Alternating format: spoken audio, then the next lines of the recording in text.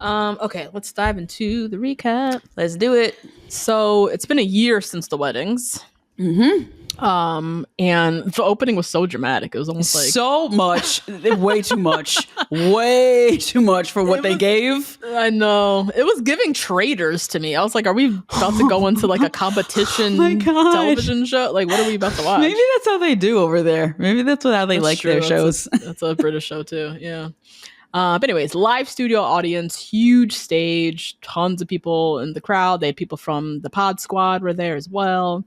I thought the hosts looked great. I just love that they're like more like understated in the way that Vanessa and Nick try to be stars themselves. Absolutely. I think that's why we hate them. Because they're trying to make themselves the center and a focal point of a show that has nothing to do with them. Yes. And I guess, are they? I don't care. I don't care. I don't care. And I don't care either. Like, yeah. I think too, don't you think they're trying to outshine themselves? That too. Her and her sleeves and him and his bullshit 89 degrees. Like, just trying to call attention to themselves always. And I appreciate this host. They're there to ask the questions. They make a little joke here and there, but like, it's not about them at all. Can we talk about the looks a little bit before we get in? Please. Okay. I thought Demi looked great. I love this gorgeous pin straight 40-inch bust down. Same. Love this dress on her. Love this color of it's like a blush kind of tone. Yeah. That was gorgeous. Jasmine was giving drama. It was a lot, but it was a lot of yeah, exactly. A match her. Yeah. And the old Hollywood Waves was like doing the absolute fucking most, but it's fine. I mean, the dress was like black tie, like white tie, gala, like American Red Cross gala. It was, or the UN Council Awards. Like, I was like, this dress is so dramatic. Amphor. Like, yes. It was so much for the Love is Blind UK season 1 reunion, but go off, Jackson. And you're still with your husband? Like, you're not revealing anything? Like, this revenge dress, but there's no revenge. Like, I don't understand. Sabrina, I loved her, like, vampy, black, just, I don't know, like a goddess of the underworld look, because she has the dark hair too. Yeah, I'll take that. I was gonna say Angelina Jolie, but I would say they're the same. That's it. Yeah, underworld. She too is a goddess of the underworld. Yeah. Yes, exactly. So they to me were the best dressed, those three. I hated Maria's look. I wanted better for her. Did you? I didn't want to see another updo. I think her hair is gorgeous. Why is it down again? Yeah, or up again. Yeah. And this updo was poorly executed. It was old looking. Yeah. It looked like it was from like a catalog or something, and not. It's not great. It didn't look inspired. It looked like they exactly her hair somehow. Catherine was given plain Jane. Yeah, Catherine was giving like a cotton jersey blend. It did seem like a jersey material. Yeah. Right? I was like, is this modal? Like, what is this scuba? What is this fabric? Oh my god! It was like ruched too, and ruching really for a upscale anything needs a lot of help. I need a sequin. I need a glitter. I like because ruching tends to look a little cheap. It tends to veer cheap. Yeah, I love ruching so much, but not for black tie. And then I loved her shoe though. Love that little peep bow shoe was real cute. That was cute. Okay, I missed that. Yeah, and then Nicole just looked a mess. Can we talk about Nicole's hair? Hairs. I know. And I say hairs plural because we have 3 different things going on at one time constantly with her. What? We always have a side bang. Yeah, giving very like emo 2007. I mean, very Fifi Dobson. Fifi Dobson, yes. Then we also have a Snooki bump it happening. Beehive, Amy Winehouse. Yes, she does lean into that. She does. It's so interesting. She does both, which Amy did both as well. Yeah, she did. And then we always have the ends of a 40-inch bust down flowing down the back. Yeah, it's a couple pieces in there. Yeah. There's a couple pieces, but then she went to seemingly hot yoga class and then went to the reunion. On fire. Yeah. The roots are on fire. I know. to the like. And I always look at her friends and her mom, and they always look great. And this is how you know this is all Nicole doing this. Yeah, this is Nicole styling herself for sure. I think she did her hair, her makeup herself. Everything herself. Yep. Everything herself. That's like her thing too. I remember there was a moment with Absolutely. Sam where she was like, well, you know, I don't wear makeup. Like it's her. That's like her statement in a way. Yeah. But yeah, I don't know. We're on TV. Like I just think I'm not a glam girl either. But like if I'm going to be on national to international television, as we call it, Netflix, I'm going to be a little bit more. I'm a glam it up a little bit. I mean, you know, I feel think my best. It's one of the least powerful statements ever to say, like, I'm not into makeup, I'm not into beauty, and then attempt to show up in full glam. I think it is like one of the weakest things you could possibly do. You look so whack. There are so many people who could make you look good, and you purposely make yourself look bad in the name of alleged feminism. That is so dumb. I know. And to say that I did it myself. Like, I did it myself. Yeah. And Benny talking about something. She looks beautiful tonight. Like, oh my God, let's just like clap for Nicole and her bang. No, I can't in good conscience. No. I hated the color too. That like dark teal. That teal blue bridesmaid in 1998. Like David's Bridal. I can't. I was not a fan at all. Nicole, please. I know. I wish she would just get it together, but that's her, I guess. And then the guys, they weren't doing anything. I thought Benaya looked great.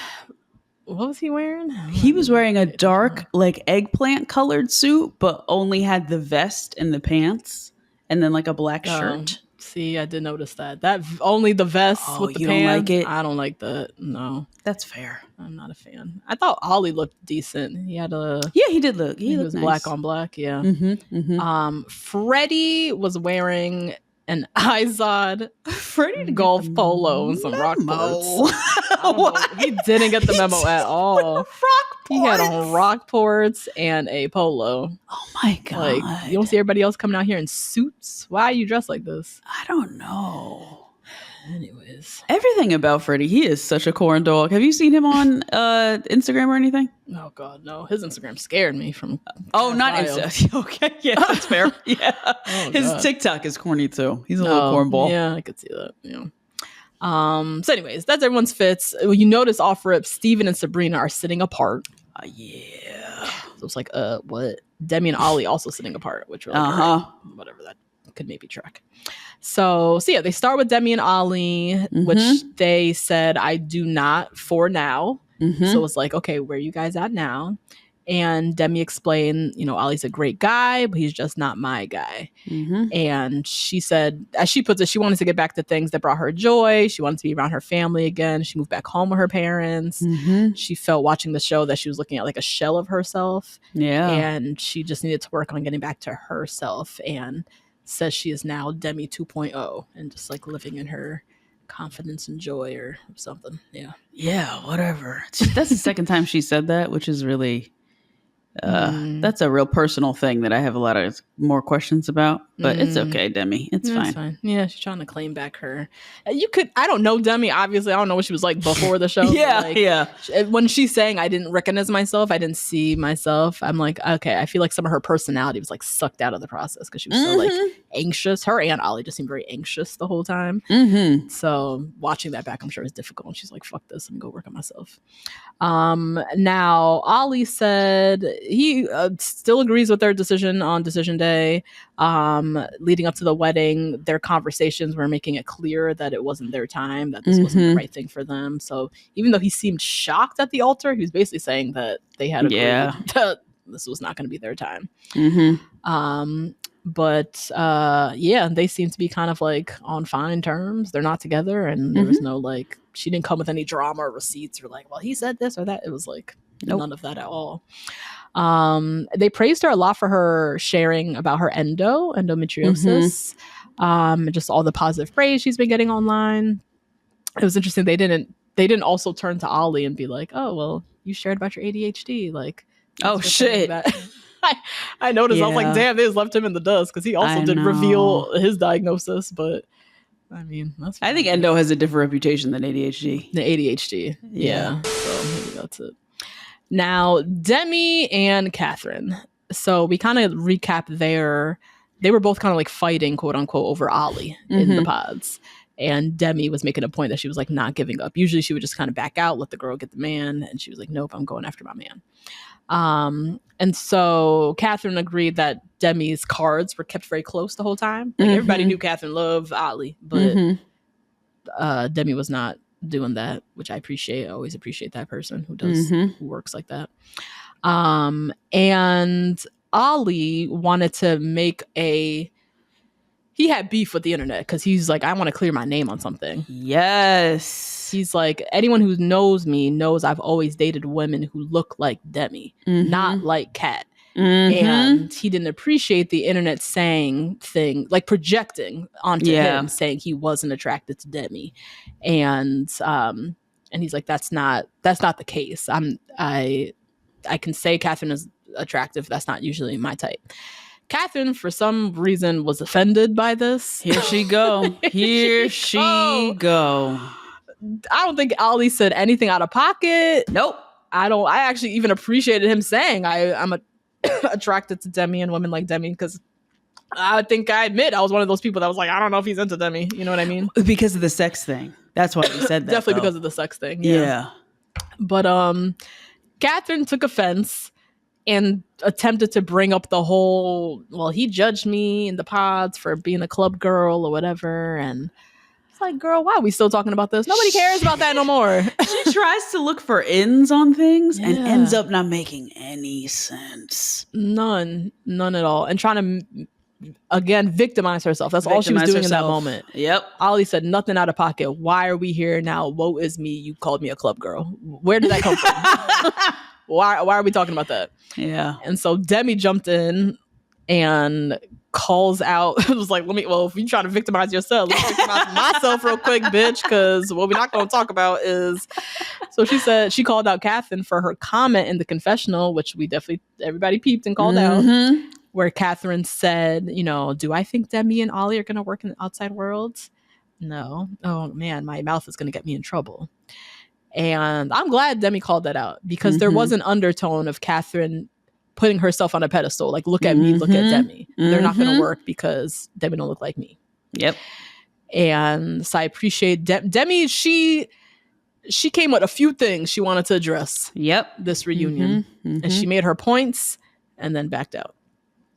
And so, that statement was made. Jasmine kind of jumped in, was like, yeah, that's right, Demi. I know. She always jumps in too, as well. She does.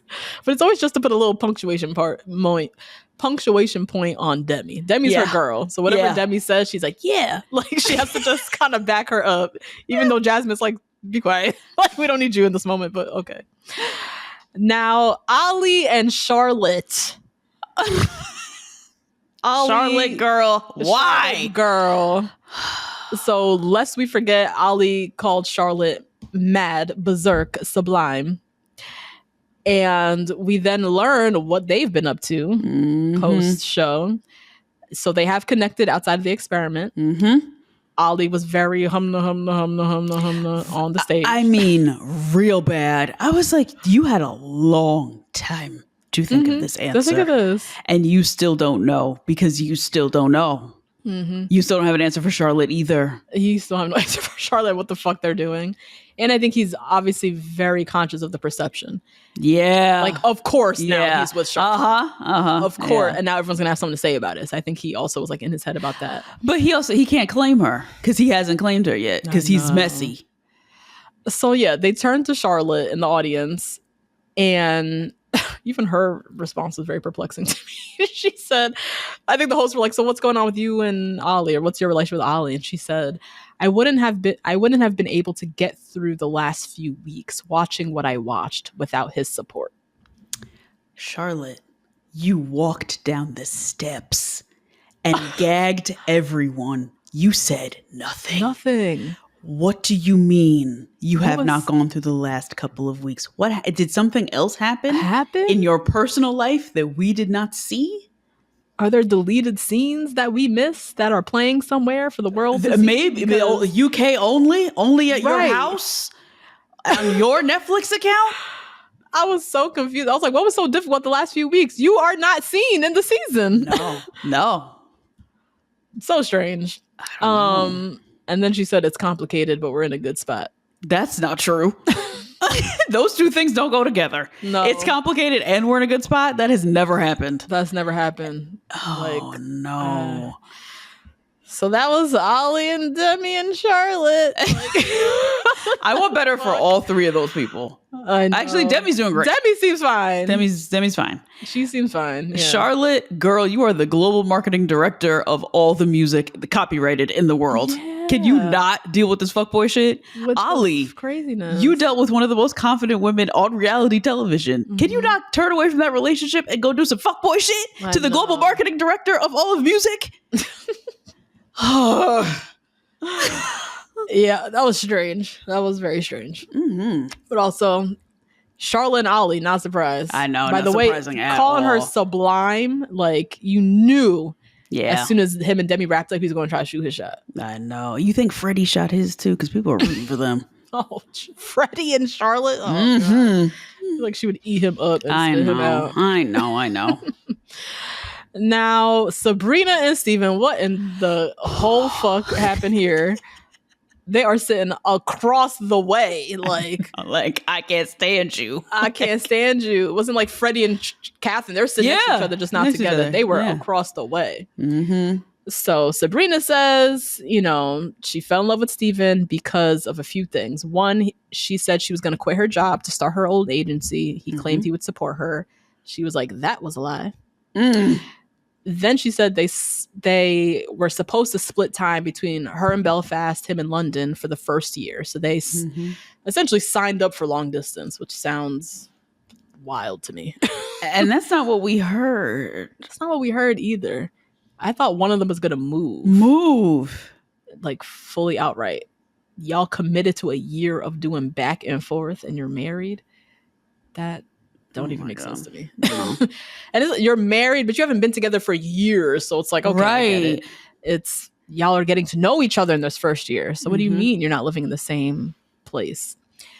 So she said that was an issue, obviously. And then their communication, his communication specifically, she was saying, his communication and consistency was awful. Steven agreed that they had different expectations as far as communication goes. And he also acknowledged that her business was taken off. We find out she went to London 7 times. He went to Belfast twice. Steven. Steven. Come on, bro. And he kept trying to say that financially he's been in some woes. And so it's been really very hard on him. Tough. I'm sure while her business has taken off and done very well, I'm sure that is very difficult on him. Yeah. But I don't think he could figure out how to show up as a husband without showing up as a husband financially. Yeah. Also, 7 times, Sabrina, to his 2. I'm not doing that. That. Maybe by trip 4, I'm like, okay, so when are you coming up next? Well, I'm keeping score at that rate. I'm definitely keeping score. You've come up twice. I've now come 4 times. So when next time we see each other, you're coming to me, right? 7 times to his 2. She's just earthing or birthing. Oh, resentment. Yes. There's no way you're not. You're getting on a plane every time? No, absolutely not. She also said he didn't make any accommodations for her in his life when she came to London. Meanwhile, in Belfast, she's making sure his favorite coffee is there. She's making sure he has this. He has a ride to get to places, blah, blah, blah, blah. She shows up. He's at work all day. Yeah. He's not making any accommodation. She ain't got no toothbrush. She likes animal crackers in the afternoon. There are none. Her favorite snacks aren't there. Yeah. Meanwhile, the 2 times he has gone to Belfast, he has had everything he wanted. Everything. So more resentment breeding. And also their communication is off. He's a big texter, not a phone talker. They said he's not a big texter. And he only likes to be on the phone if it's needed. I'm your motherfucking wife. So yeah, it is needed. Yeah. Steven. I was like, what? You can't have both. You can't be a bad texter and don't like to talk on the phone. No, and you cannot like to talk on the phone, but that's too fucking bad. Yeah. We're married and we got to talk on the phone. What? And we live in 2 different countries. So you can't be broke and you can't do all those things. Mm-mm. You have to like what? Oh my God, it was so... it was frustrating. I think he was dealing with his own shit because not being able to financially provide, I can understand that, especially as a man, that is really devastating. Sure. And that he was like dealing with his own shit. But you have to make some sacrifices. This is marriage, bro. Yeah. Yeah. That's what it seems like. He wasn't trying to meet her or put in any extra oomph to make this work. And she seems very mad. She seems very bitter about it. Mad. She said he doesn't respect me. He didn't appreciate me. And then the kicker on top, which I would hate him for this too. 2 days before Christmas, he tells her he's not coming anymore to Belfast. Yeah. That's crazy because you're disappointing me. You're disappointing my whole family. And it's Christmas. Now my Christmas is ruined because my husband's not here and I got to explain to everybody why he's not here. And he's my husband. He's my, like, I'm on a TV show husband that doesn't have a great track record, and I'm one of them. Yeah. I'm one of the track record. Yeah. So we have to fucking show up. Yeah. You know what I mean? Yeah. Oh, humiliating. So they kind of go back and forth. He like kind of takes accountability for some things. Kind of paints this broad stroke of like he had personal stuff going on and doesn't want to go there. While she's like bringing out receipts. He said this, he said that. So he's trying to, his gameplay is almost to be like not get low. He's trying to paint her like she's the one that's going low. And he's like, I'm not going to put our business out on the streets. And she's like, fuck it, I'm done with you anyways. He did this, he did that. Let me protect myself, like, in my perception in this. I get it. Yeah. But it is interesting. The host pointed out that kids wasn't the thing that ruined them. Because that seemed to be the thing in the pods. Like them being on different sides of like wanting kids, not wanting kids. And it came down to classic communications. Yeah. I think probably more than that. But that's all we saw. Definitely more than that. But that was a big part of it. He also said, which I thought was an interesting reflection, how the pods made him look like this perfect person. Yes. Which is true. They edited Steven to look like he had no flaws. Same with Sabrina, that she had no flaws. They were just this perfect little twosome. And he's like, I'm not perfect. By any means. And they fell in love very rapidly. They all brought the best version of themselves, he said. And the reality is distance is hard. And I'm not always going to be the best version of myself. And, you know, she said she felt shot down by him a lot. She said that he wasn't a man of his word. She said his vows were shit. Like, yeah, I know. And he tried to say it back to her too. Yeah. I did like that he said, though, which is totally outing the entire show concept, but he said when you're in the pods, you're not worried about money, meals, catering to that person, your alarm clock, like all that everyday shit is actually, plus the distance and the communication is actually what got them real fucked up. Yeah. So that was interesting. Interesting. Yeah. Didn't see that one coming. Not at all. Didn't see that one coming. They really, editing kind of was they're a casualty of the editing because they just looked like so picture perfect. Yep. That we didn't see this coming at all. Yeah. Now, Jasmine and Bobby talk about picture perfect. Perfect. Still are. Yeah. Still are. All loved up. Bobby said it was the best year of his life. He definitely put in the work. 2 days after the show, he picked up and moved to London to be with Jasmine. She said, are now living in their dream home. They're the best of friends. They both seem so happy. We saw clips of like their first year of marriage, going to Topgolf, Christmas together, Valentine's together, moving into their new place. Like, very cute. Jasmine owned her shit too. They brought up her like jealous side, her insecurities with social media, and she owned it. She was like, look, this is something I need to work on. I got to take responsibility for that. I can't just put that on the person that I'm with. They also talk about her mama, and the mama coming for Bobby and his inability to provide, as she thought. And he also, they both put a nice little spin on everything. They came ready to own things and not like fight with nobody. He was like, you know, the mom, she didn't really know me, so I get it, her having her trepidations, and her saying that actually lit a fire under me, and I want to make sure I can provide for Jasmine. The mom was there, she gave her seal of approval, and they said they're working on a baby and they're trying to get pregnant. So that's some announcement. Yeah, it was picture perfect. Seemed like all is well, all seems fine. Good for them. Tom and Maria. Now, she came out the gate, Maria was like, she did not appreciate his comments at the end, which we talked about in our finale. Him commenting on her raising kids, and she's going to raise our kids to, you know, the girls to think the men have to pay for everything, the boys have to do, you know, all the providing. And she called him out, being like, that was an indirect slight on my family. Yep. And if you look at my mom raised kind, confident, loving kids who treat everyone with equality and no judgment. I said, oh, yep, that's a dig on you, boy, and not your mom. I'm not saying your mom raised you like that. I'm saying you came out like that. You came out like that.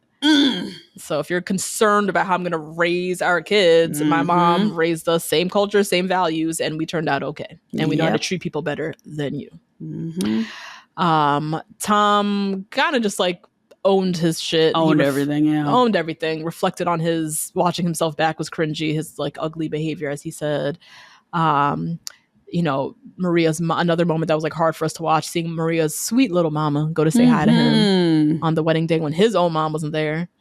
And Maria, again, that just made her more pissed, just like seeing how kind my mom was. And then for you to make these digs about how I'm going to raise, you know, my ability to raise strong, confident daughters, like as if that's impossible to do in our culture. Right. For some reason. It was a dig at the culture too, it seemed. Yes. Oh, yeah. So of course she took it personal. Oh, yeah. Because he's so judgmental. Yeah. He's really, really bad. Oh, it came off terrible. Yeah. They talk about Tom and Natasha. I thought they were going to have a little... So did I. I thought they were going to say, oh, well, we've gone on a couple dates. I thought so too. I was like, oh God, how's this going to go? But yeah, they kind of replay their time in the pods, him basically friend zoning her. Natasha was in the audience, and she basically said, just like watching the show, seeing his connection with Maria was closure for her. So it's interesting. It didn't like spark anything in her. And they also kind of clear up the whole bar scene that we were also confused about, where Natasha clearly says to him, I loved you. Yep. He went and told Maria. She said, I love you. And so they cleared that up real quick.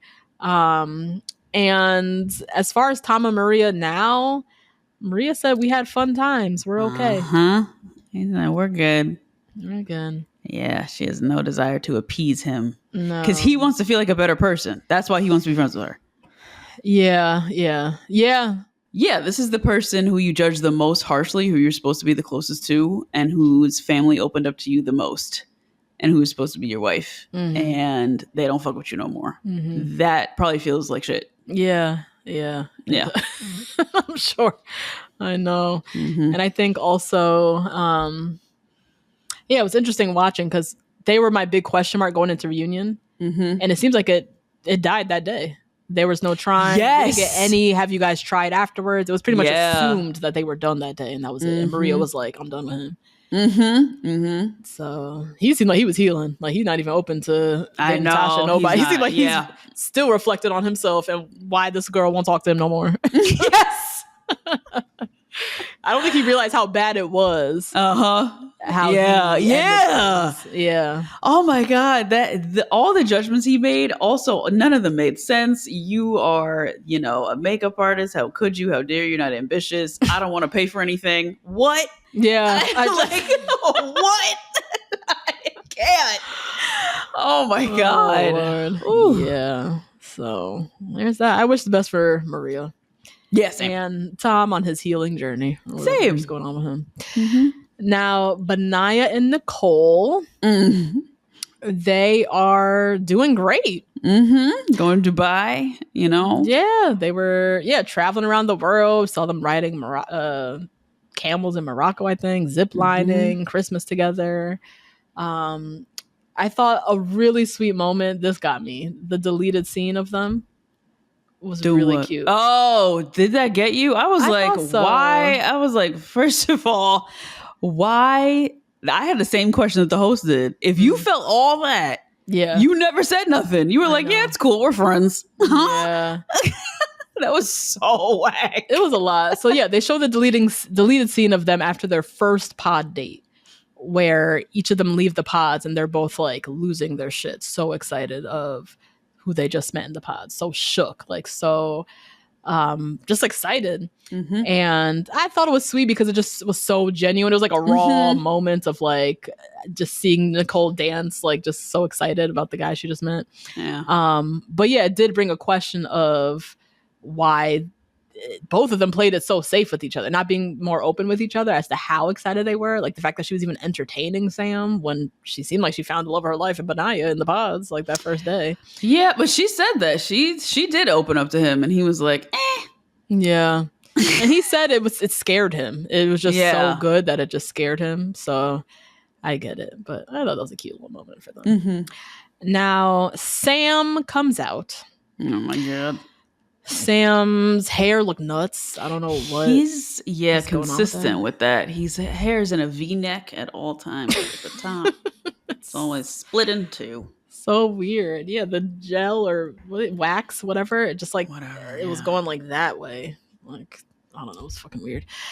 So yeah, he's just talking about the backlash. Last few weeks have been very rough. How it's made him stronger. You know, maybe he has reflected and realized he wasn't quite ready for love. And you know, they talk about he had a connection with Jasmine. Jasmine was like, my woman's intuition kicked in. I knew he was not it. He's a fucking creep.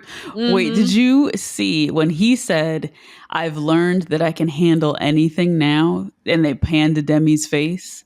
Oh, that was the moment Demi was like, fuck, I'm going to have to scream at this nigga. She was like, I'm going to have to yell at him because he should have apologized right then and there. Off rip. Yeah. That's what you should have. You learned you can handle anything. That's what you learned. That was your learnings from watching the backlash. Okay. Oh Lord. So yeah, they bring up this is a moment I even forgot about. He's embarrassed Nicole in more ways than one. The whole speculation as to what she looked like if he could carry her, if he could pick her up. Remember he came back from the pods and Nicole had said he had asked her something like, can I pick you up or something? And she was like, I mean, I don't know, maybe. And then he went back in the pods and was like, shit, like just starting to fret about what she looked like or how heavy she was or whatever. And he just said he was nervous. Yeah.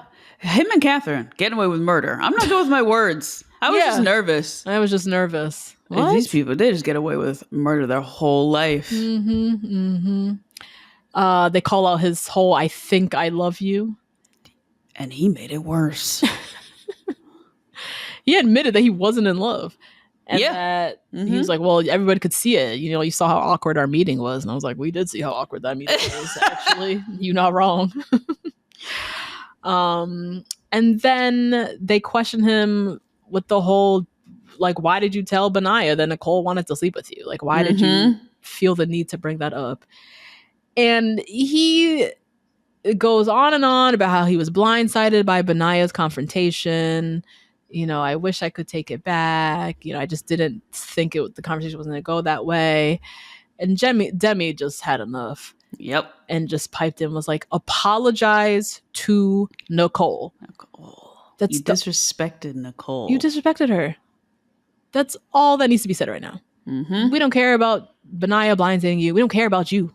We care about you apologizing to Nicole. That's it.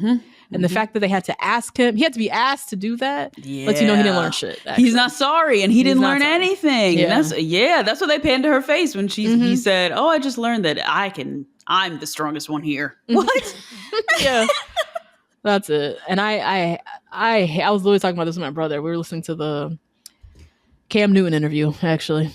Oh, you both. Oh, I want to know I- Dorian's thoughts. I know. Damn I it, texted him. Dorian. I was like, "What are your thoughts on Cam Newton? I'm about to listen to this interview. I don't know anything. Just want to get your pulse on it as a man. I'm curious." Yeah. He hadn't listened to it either. He's like, "I have low tolerance for just like ignorance and people talking foolishness." Oh, a man with 8 perfect. kids just talking about foolishness. He's like, Yeah, "I can't do it." just yeah, and looking like a witch. And look, He looks the like Wizard of Oz. Like, why are you dressed like this by choice? The fuck? it's summer. Oh god, yeah, it's so hot and all these layers, these 6-piece suits he got on always, and top hats with the dreads coming out the top, like just nuts. Yeah. But anyways, we were talking about how one of the biggest frustrations is seeing a man who can't apologize, who can't own anything and can't apologize. It's the biggest marker of immaturity. Yeah. And Sam, everything out of his mouth just went out the window for me because you couldn't come on stage and the first thing you should have done is just apologize to Nicole. And that's it. Own it. No one cares about what you've been going through the last few weeks, whatever the fuck. And that was the biggest. Sam just didn't come prepared. I hate that. Also, I hate somebody coming to reunion not prepared. Not prepared. You slut shame somebody. Yes. That's just like a basic thing, right? That you probably saw. Since you're going through it, you probably saw that term quite a bit. So why didn't you at least look that up and be like, oh, that is wrong? Yeah. Yeah. In order for me to look better, I think I should apologize. Yeah. Because he's living in the comments. So he knows exactly the the reason reason why our comments, girl. Yeah. The fuck? the reason why it's been so hard for him is because he's been living in the comments and seeing how he's been getting shredded, but to still show up not willing to apologize first and foremost is just like, you just don't get it. You didn't get it. So that was Sam, but shout out to Nicole and Benaya. They're doing well. Yeah. I'm happy for them. Good for them. Catherine and Freddie. Aw. So they're not together. No. She's dating somebody else from the pods. She is? Yeah, somebody named Jake, I think. From the pods. Oh, interesting. Why didn't they talk about that on the reunion? I don't know. I don't know why they didn't pan to him. Maybe he doesn't want... well, she said it on the Netflix official podcast, so I don't know why he wouldn't be there. Yeah. But okay. Well, anyways. She, confirms they're not together. They talk again about their lifestyles were just very different. And Catherine agreed. And she seemed almost, which it's interesting that she's dating somebody else. To me, she seemed like she almost missed him. Because she was like, I never laughed so much. Like, Freddie, he's such a nice guy. Like, she had nothing but glowing things to say. And like, almost, I won't say regret, but almost like, fuck. Like, he's a great guy and I miss that. You know what I mean? I think she came prepared for that reunion. Because she knew how bad she looked. So she just wanted to make sure that everybody knew she knows Freddie's great. Okay. Because it looks like she doesn't know Freddie's great. Yeah. Yeah. That's what it looks like on TV. Yeah. He brings up the snapping, feeling like he couldn't be himself with her. He said it started Greece. I said, damn. I know. On the honeymoon. Jesus. The cheating, she said it triggered her, but she understands he cheated 7 years ago. She wasn't trying to hold him to it. Type of thing. Again, you could tell she's living in the comments and she knows what people are going to come for her at. The earrings. Freddie's response basically was, damned if I do, damned if I don't. And the producers made me. Right? Like, basically, he's like, if I didn't get the earrings, it would have been frowned upon that I didn't get her a gift. I was like, frowned upon by who? Yeah, nobody else got a gift. Nobody else got a gift. But was that her expectation? Like, you better have a gift for me on my wedding day. Like, that's my tradition. Yeah. I was adopted. You better get me a gift on my wedding day. God, yeah. Like, whatever. Yeah, I don't know. Is that like a conversation we didn't see between them? Because he seemed very much like I had to get her the earrings or else I was going to be damned. If I didn't. Them producers were like, you better get her something. You not going to get her something? Yeah, that's what I think it was. They posted it that way. You're not going to get her something? What do you mean? Everybody got their wife something. Oh, my God. Betsy Dora, she was there. God, she was there with her iconic haircut. Gray haircut, standing on business. She said, that's right. I told my brother not to marry that woman, and I stand by it. Like, she would fight her, I think, in the parking lot. That's probably why she said, Freddie's great. Freddie's great. Yeah. So funny. Oh my God. Yeah, she's just, he wasn't himself. That wasn't my brother. And so it wasn't good for him. And then Catherine kind of just like got emotional, thanked him for the journey, knows he'll make somebody happy, you know. That again, the tears at the end, I was like, damn, she missed him? Like, what is she seems so like beside herself, like she's, you know, watching back and like fuck. But it seems like she dating somebody else, so she fine. Yeah, she cried when he said he liked macaroni and cheese, and she did too. She's just a mess. Yeah. Yeah. And that was the reunion, my friends. That was it. Just see, what did we learn? What was your question? He's a smart guy. Should you put your best foot forward on a reality dating show? Okay. You need to put both feet in on a reality dating show because you might get divorced from a bad bitch. Yeah. Oof. That's terrible, Steven. I can't believe that happened to them. Yeah. I think the lesson from them is like they just gotta not prepare to be long distance in the first year of marriage. I think that's just from a marriage show. It'd be one thing if you've known each other for 7 years and whatever. Right. I got a job here. I got to see it through for the year, and we have a solid foundation. But to not have a solid foundation to commit to long distance seems stupid to me.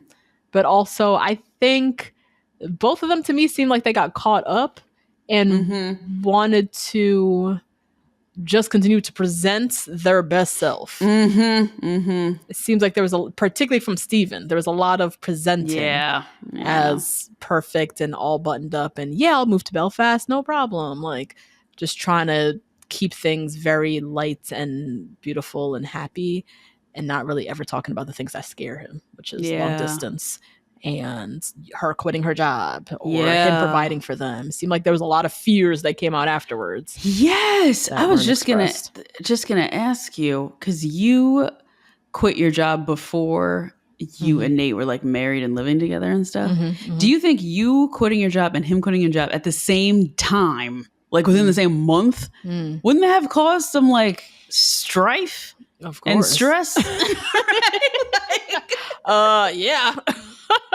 I was like, why'd you both quit your jobs? I know. That's also just a scary thing to like, they have no foundation, right? They're married, technically, whatever the fuck, but like they don't know each other. This first year of marriage is them dating, essentially. Yeah. So it's a big commitment to have someone quit their job and you're going to step up to support this kind of like strange person that you're still trying to like get to know yourself. Get to know. And I'm not even talking financial. You guys are both like jumping into entrepreneurship at the same time. That's a huge life change, lifestyle change. Yeah. Like it just seems like everything's different. Entrepreneurship is really fucking hard emotionally and like mentally and stuff like that. For you guys to both jump in at the same time with no or little to experience with it just seems like really foolish. Really foolish.